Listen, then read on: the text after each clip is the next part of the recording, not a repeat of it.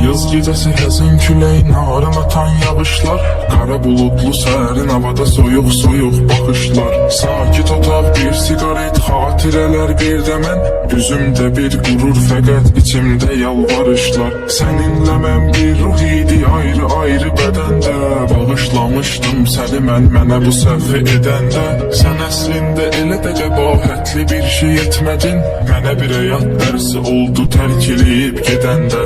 Qara gözündən işarətdir həyatımda qaranlıq, zaman keçir çıxıb gedir vəfasızdı cavanlıq. Mən gələcək günlərimin hamını fəda edərdim, bircə dəfə gözüm gözünü görsəydi bir anlıq. Şeyh düşəndə səhərə yaxın gül üstündə jalələr, bal yanaqların misalı düzənlikdə lalələr. Göyə baxaraq dərdlərimi buludlarla bölüşürəm, buludların göz yaşının səbəbidir ah nalələr. Sən